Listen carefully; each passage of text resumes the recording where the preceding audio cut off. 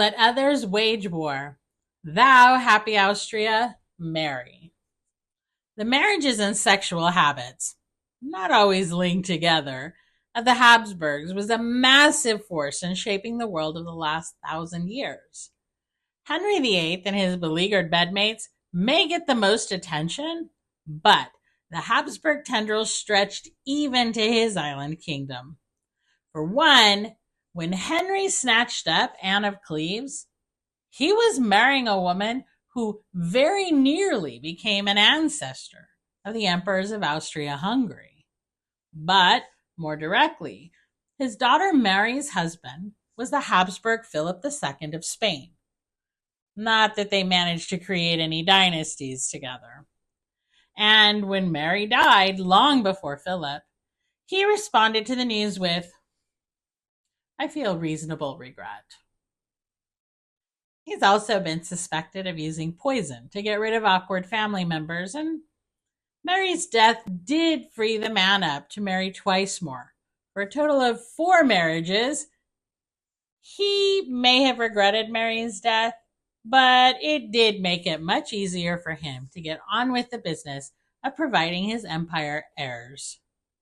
The later quote by Chancellor Metternich summed it up all very well. "We marry to have children, not to satisfy the longings of our hearts." Of course, being married did not stop the Habsburg men, and a few women, from seeking their hearts and satisfaction elsewhere. This is where Maria's book starts to get very salacious. Where are you? Oh. The very Catholic ruling family were supposedly quite devout. That devotion, though, didn't stop them from having fun on the side. Even though the dynasty would begin to sputter out as it approached the modern era, the number of illegitimate children produced by the Habsburg family were prodigious by any standards. Duke Sigmund of Tyrol had no children with either of his 2 wives, but he managed about 50 children with various mistresses.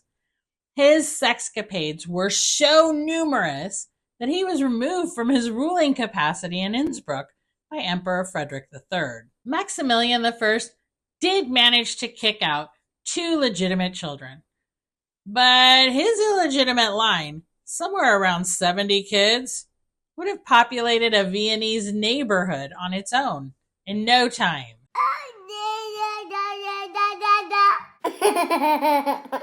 Another ruler managed 30 illegitimate children, and a very coarse incident involving a nun, while yet another sired an illegitimate child with such severe mental problems that the son ended up horribly mutilating and killing a lover, and then dying of eating disgusting filth.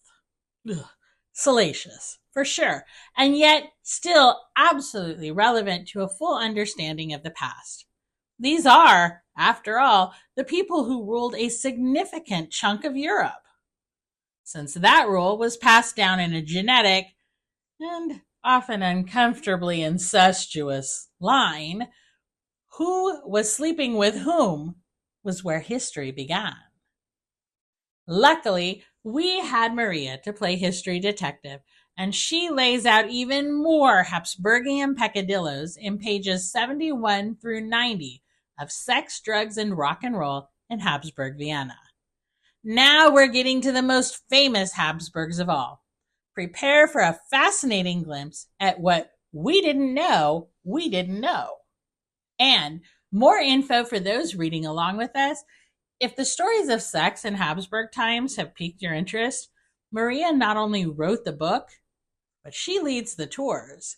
And you can join her in investigating all the lurid and wonderful sights she describes in Viennese history. It all had far more influence on current events than you might think. Oh, I love it!